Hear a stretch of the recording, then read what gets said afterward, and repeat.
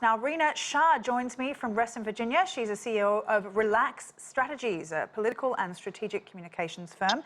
Thank you very much for your time, Rina. Now, how compelling is the case that Trump new election fraud claims were false, do you think?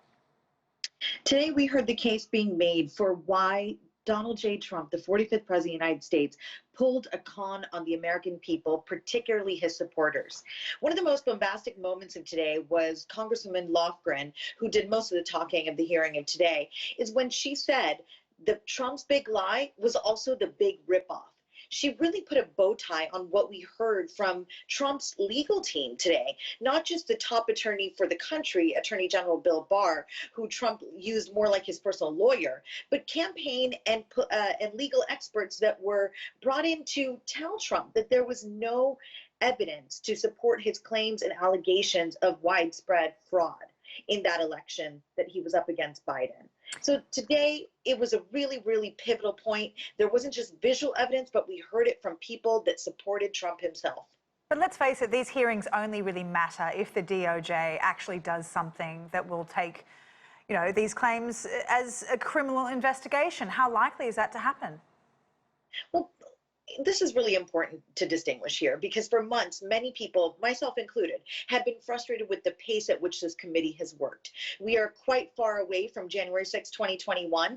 We're now in summertime. People's minds are sort of already on November when we have elections, and people are, short attention spans. People are apt to sort of think, what's all this mean right now? But the reality is this: yes, the DOJ should act, has to act, and it has the commitment to act. Whereas this committee is more of a legislative committee. They're doing the fact finding. They're sort of just presenting it and saying, do what you will with this evidence. But there's a second part that became very clear today.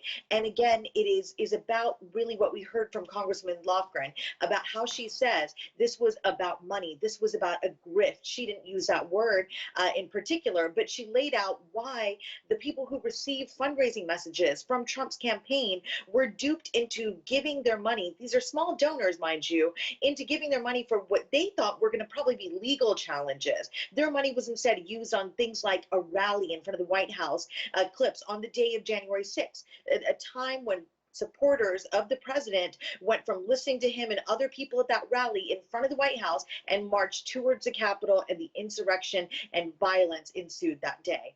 How much do you think these hearings matter to the general public, though, perhaps if they haven't been tuning in?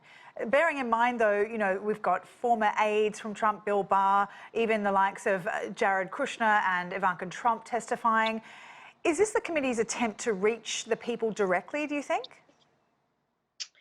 Well, I must say, in my decade of writing hundreds of messages for political campaigns and initiatives, I've never seen the kind of messaging that we saw from Trump and his allies in the days leading up to January 6th. This wasn't just an isolated message or two. Today, we heard from attorneys with the committee that there were up to 25 messages a day from the Trump team to small donors, anybody in the Trump universe of supporters, begging for donations. One of those emails went out just 30 minutes before the violence at the Capitol really took a turn for the worse. So in general, I must say this, is that if people pay attention, and I certainly think there are more people than can be counted right now, tuning in to hear these sensational messages that are coming out of the committee's work, I think the people will see right then and there that this was a president who made a concerted effort to trick the American people with his messaging into giving money that lined the pockets of his and his family. And that is probably the biggest takeaway of today, everything else put aside.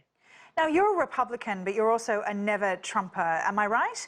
What does this mean to you, especially given the fact that Trump's polling position with Americans overall is one of his best? Could these hearings actually go so far as to solidify, his popularity among his supporters and even his allies? Well, I must say, with Donald Trump still being the leading figure of the Republican Party, the one who carries the flag, there is some high hope there for those of us who are very concerned about how the 45th president conducted himself leading up to January 6th, on January 6th, and in the many months that have followed. I believe that in due time, he will become somebody that more people will walk away from. We see evidence of that already.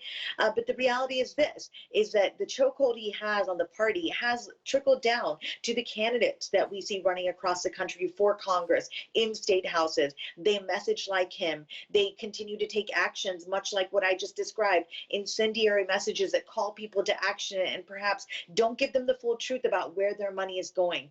They are starting, these candidates, Republican candidates, to take on the veneer of Trump in a way that I believe is dangerous for our democracy.